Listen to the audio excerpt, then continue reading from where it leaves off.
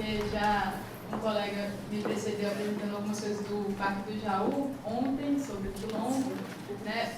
E a discussão que Mauro e Elisa fizeram aqui também já traz aspectos que eu não vou conseguir abordar por uma série de fatores que eu quero trazer depois para vocês, mas que tem altamente, tem muito a ver com as questões que eu quero trazer, né? Então, assim, parabenizar a organização, agradecer o convite por participar, e eu acho que, assim, essa mesa ela foi muito bem escolhida, da mesma forma que as anteriores, enfim, estou achando muito bom. Bom, primeiro, meu lugar de fala, retomando aquela discussão de ontem,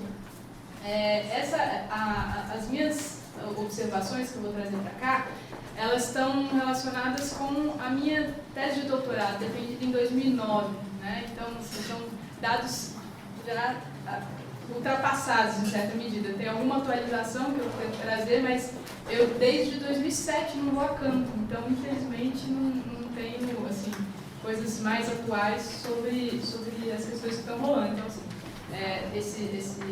essa fala ela está amplamente baseada nas coisas que eu fiz na minha tese.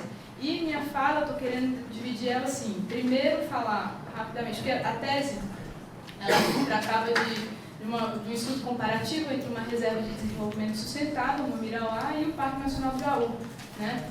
E, então, na minha fala aqui, eu estou querendo primeiro falar rapidamente do Parque do Jaú, depois da reserva de Mamirauá e os processos indígenas que ocorreram naquela época lá dentro, e tentar alinhavar depois com algumas questões que surgiram aqui relacionadas a cientistas, né, o papel dos cientistas e a ideia da conservação e essas pessoas como lidam com essas questões de identidade, conservação. Bom, então, primeiro, esse daí é o título da tese. Pode passar, por favor. Eu fiquei morrendo de inveja dos mapas do pessoal de ontem, especialmente de hoje também, mas não consegui mapas muito bons. Essa é a região, esse daqui é o corredor central da Amazônia, então um pouco nessa coisa de sobreposição dos vários mapas aqui é reconhecido como patrimônio mundial da Unesco, tem esse projeto de corredores ecológicos, tem o Mosaico Baixo Rio Negro, uma série de gestões, assim, de inserções políticos, institucionais e administrativas que permeiam essa região. O Parque do Jaú está aqui, a reserva de Amanã está aqui e a reserva de Mamirauá está aqui. Aqui foi implantada em 2006 a Resex Unini, né, que é um dos fatores de mobilização. Acho que em linhas gerais eu estou querendo, um pouco recuperando a linha de pesquisa da Lúcia, entender os processos decisórios de mobilização política dessas populações que estão nesses dois espaços, especialmente, do Jaú e a reserva de Mamirauá. E com essa, digamos, clivagem entre uma área de proteção integral e do desenvolvimento sustentável. Bom, rapidamente, do Jaú, criado em 80, né, para proteger o rio Jaú, diversos processos já foram falados ontem pelo Emanuel, inclusive essa coisa de expulsar as pessoas, a questão violenta do IBDF na época e tal, e eles conseguiram, em primeira instância, uma indenização por danos morais, né, os ex-moradores. Em 2006, assim, eu acho que para resumir, em 2002, um pouco antes, os moradores do rio Nini, que tem uma relação muito diferente com a relação de conservação estricto sensu, né, comparativamente ao rio Jaú, porque é possível sair do Nini sem ter que passar pela base de fiscalização do IBAMA, enquanto que no Jaú isso é mais difícil, né? A mobilização política aqui, nas 9 comunidades que tem aqui ao longo do rio, né, isso também é um processo histórico, mudou e tal, eles eram seringueiros, viviam isolados, né, chegaram em função de escolas e outras coisas, a morar em comunidade. E não é por acaso que a maioria mora desse lado do rio Nini, que é o que faz o limite do parque. Por quê? Porque dessa área aqui são áreas alagadas, né? Então é mais difícil a sobrevivência. E enquanto nas falas do Mauro e da Elisa, a grande questão, assim, eu acho que aparecia em termos de uso de recursos naturais era a caça, aqui é mais voltada à pesca, né? Os conflitos têm mais a ver com a pesca. Em 2002, eles criam a Associação dos Moradores do Rio Nini, cujos objetivos eram, lá, expressamente, criar uma Resex nesse lugar, né? E aí, assim, nem eles tinham clareza na época de qual era, se após criar a Resex, eles teriam que mudar de um lado da margem para o outro lado da margem. E aí, assim, quais são as implicações disso em termos de conservação ambiental? Você implantar novas comunidades num lugar, enfim, que, claro, eles fazem uso dos recursos, mas criar, né, novos centros de urbanização, digamos assim, numa área que não era urbanizada. Fato é que, em 2006, é criada a Resex Nini. 2 comunidades são criadas, né? Uma está com bastante gente já atualmente, né? E muitas comunidades daqui são esvaziadas e passam a morar nessas 2 comunidades. Uma das comunidades, que foi a que eu fiquei mais tempo, que é a comunidade de Itapira, mais ou menos no meio, bateu o pé e falou, não, daqui eu não saio, daqui ninguém me tira, só com indenização e olhe lá, né? E está crescendo, e aí eles estão conseguindo também, outra questão que perpassa todas essas disputas locais aqui, é a pessoalidade da gestão, né? Assim, conforme a gestão está um pouco mais democrática, um pouco mais permeável ao uso sustentável, um pouco menos permeável, essas coisas mudam muito, mas assim, de um modo geral, esse pessoal aqui do Tapira bateu o pé e está permanecendo lá, e a atual gestão do parque permitiu luz para todos, finalmente, permitiu casas de alvenaria, enfim, coisas desse tipo, né? Tá.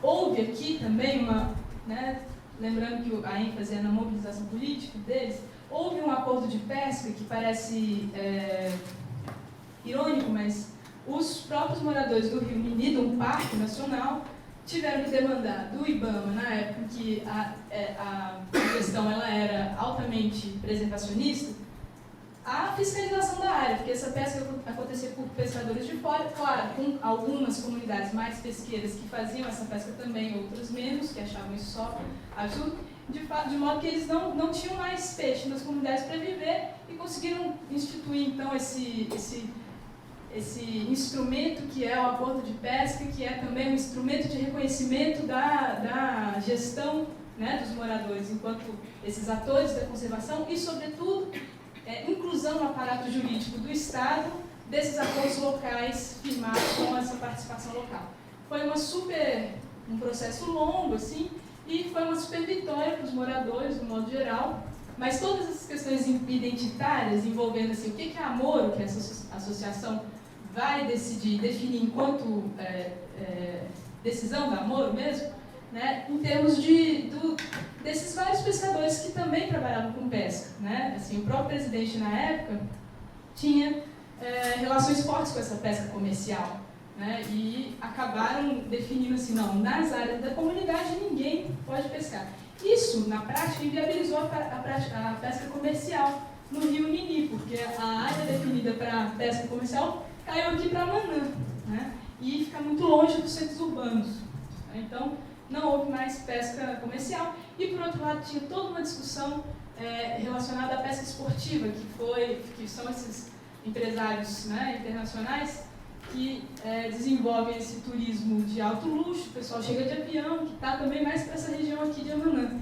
Eles conseguiram, em algum momento, manter essa prática deles, e que tinha também algumas comunidades mais aqui no finalzinho que tinham empregos e tal, relacionados a isso.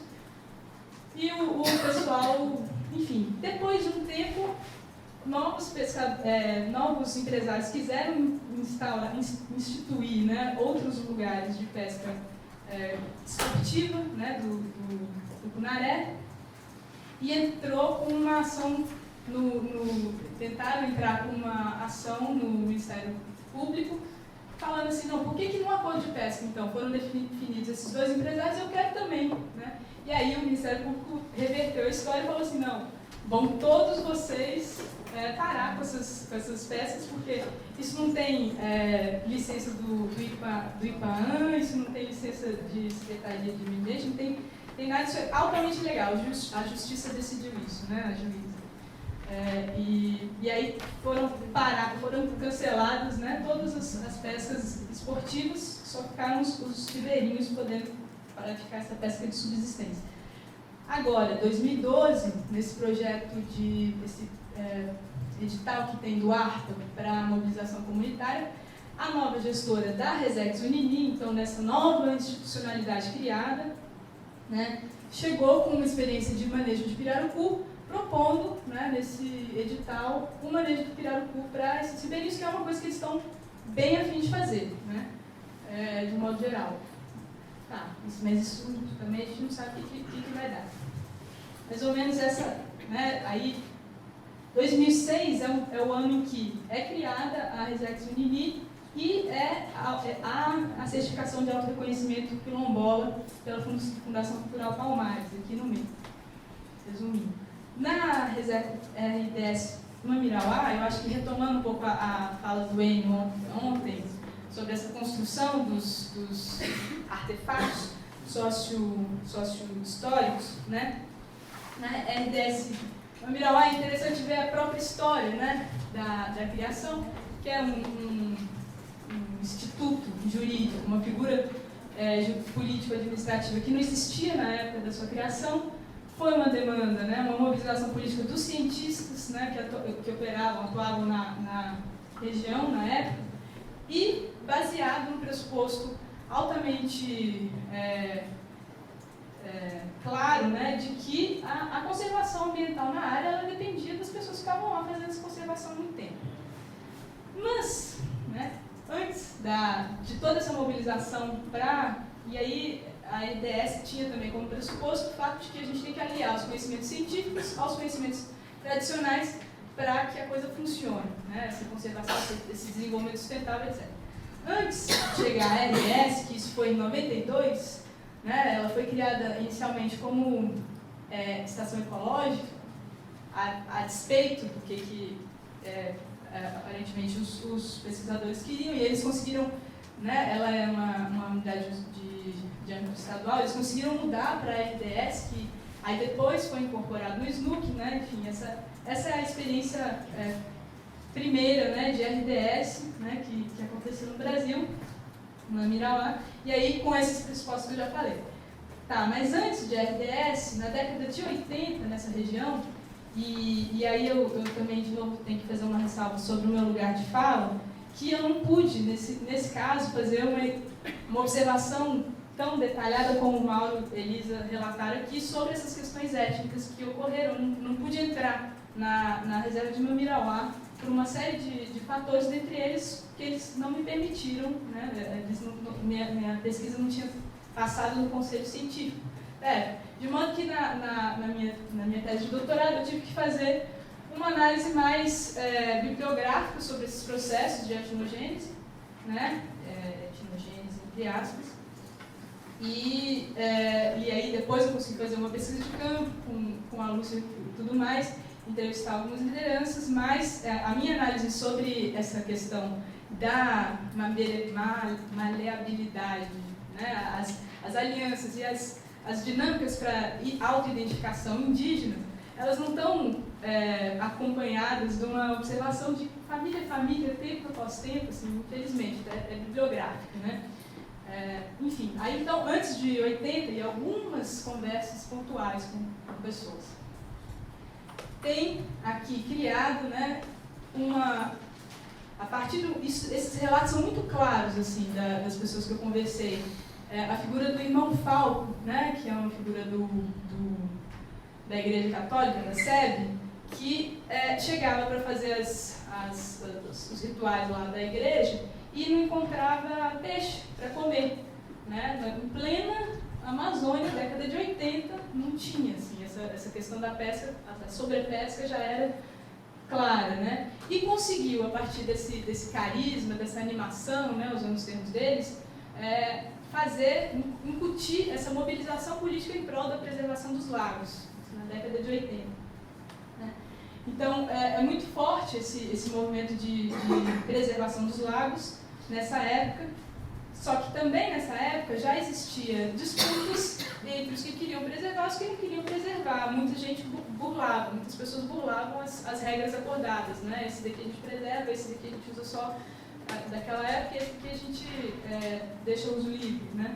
Muita gente discordava. Quando chega, então, essa nova institucionalidade, a RDS, né, aqui, né, que, em princípio, por parte dessas pessoas que já se mobilizavam em prol da conservação, né, eles veem, nossa, graças a Deus, agora o Estado vai poder, né, agora a gente não vai precisar ser o IBAMA, né, dessa história, né, o Estado vai estar presente, né.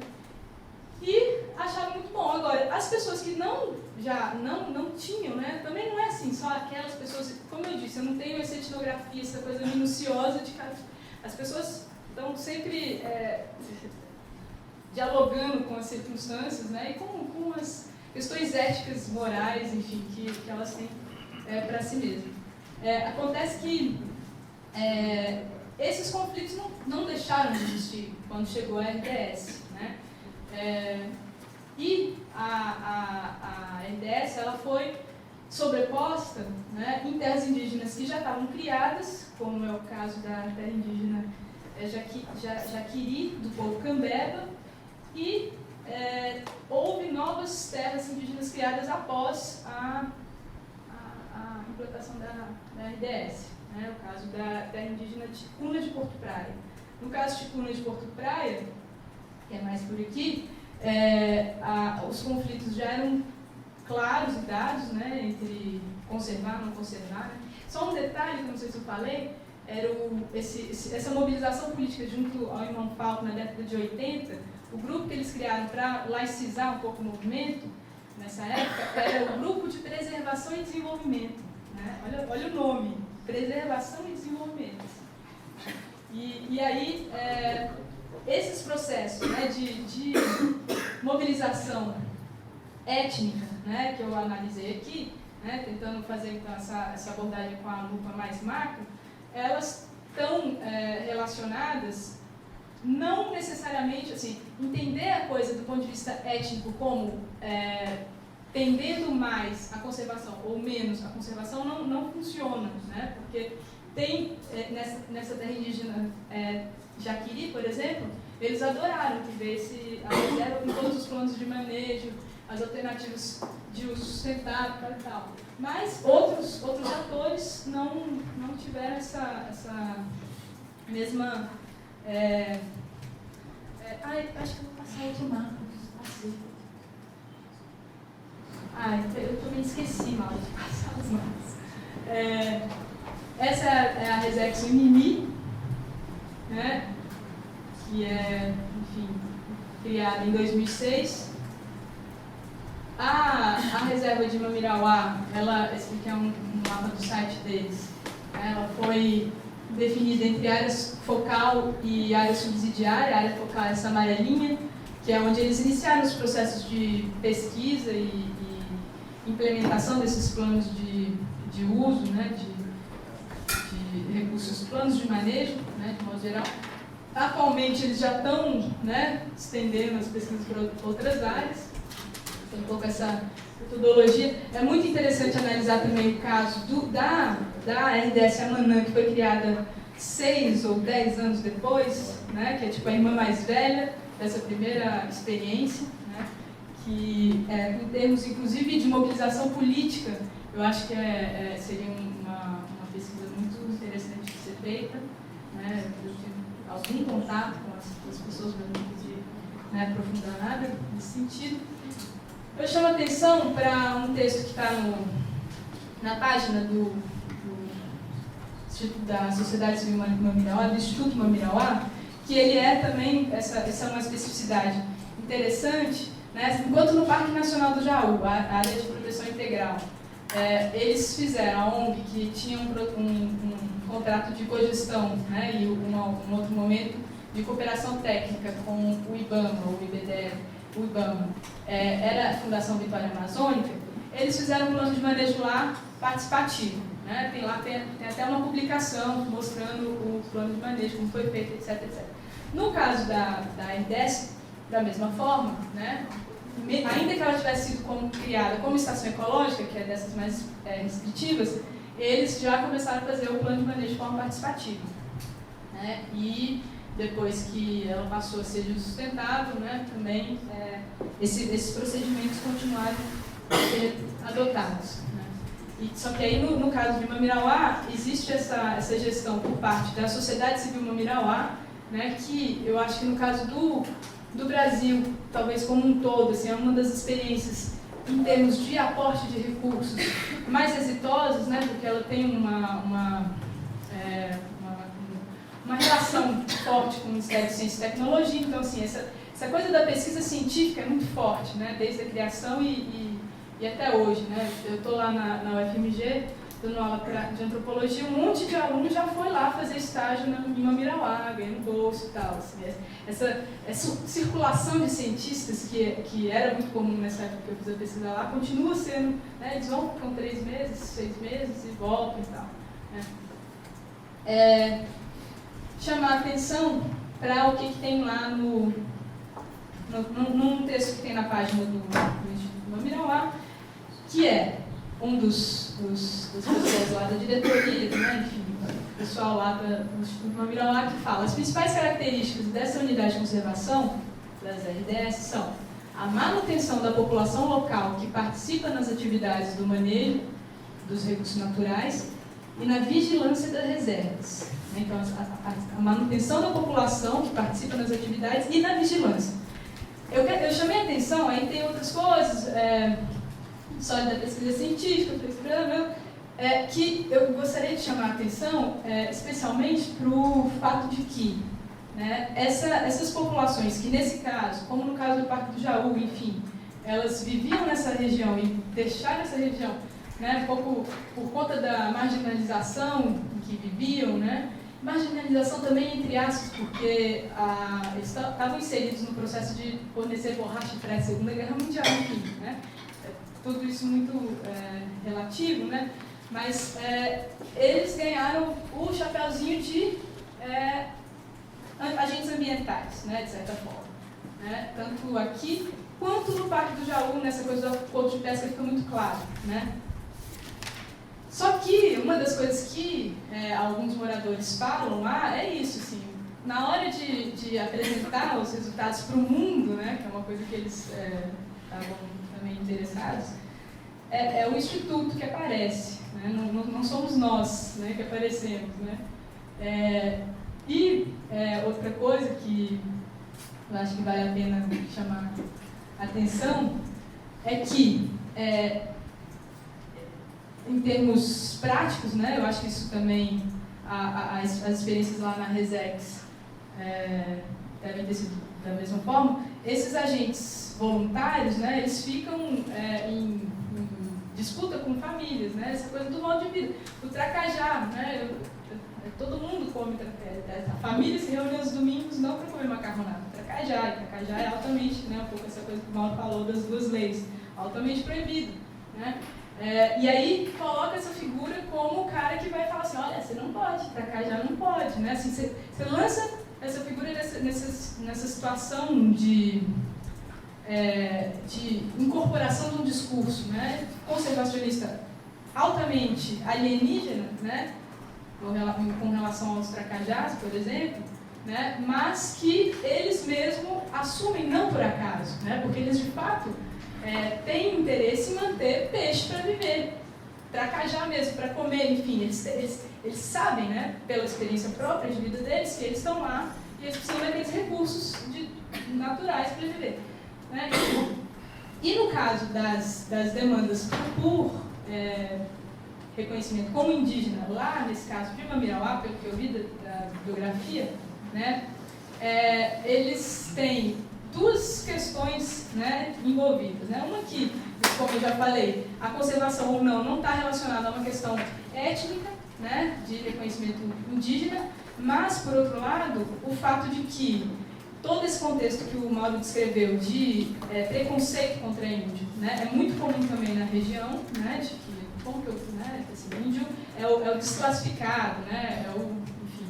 Né, e aí, se você se afirma como índio, né, como foi o caso dos Ticuna, que lá não tinham nenhum sinal de discricionariedade, né, como a gente costuma imaginar, e como, por exemplo, aquela discussão que o João Pacheco faz, né, sobre a mistura, sobre os índios do Nordeste, né, sobre os índios misturados, altamente clara nesse sentido aqui também, né, eles precisam criar sinais diacríticos para serem reconhecidos, né, e se auto-reconhecerem, né, e essa criação ela tem a ver não só, como o Mauro afirmou, assim, com questões, e a Elisa também, utilitárias, mas justamente assim, dessa disputa política, né, que tá inserida nesse campo. Isso tem a ver justamente com a gente reconhecer esses atores como atores, né, como agentes, né, e não agentes necessariamente só pautados por uma racionalidade econômica, pragmática e tal. Resumindo, assim, eu acho que o que no caso aqui de Namirauá fica claro nessas demandas por reconhecimento étnico, tanto por parte dos índios com quem eu conversei, quanto por parte dos membros do Instituto com quem eu conversei, é que tem um pressuposto de que, em termos de saúde e educação, eles vão ser melhor atendidos, né? Então, assim, com todo esse contexto de preconceito, estigma, né? Não é simples você falar que você é índio, não é qualquer um que pode falar que é índio, mas tem essa ideia, tá. E também essa ideia também, que até eu conversei com a Ruth outra hora, de ser reconhecido como federal, né? Porque daí você está também... Você foge um pouco das relações políticas locais, que também nesse contexto é muito forte, né? De apadrinhamento, de exploração, né? E você tem lá um respaldo federal. Vou terminar. Obrigada.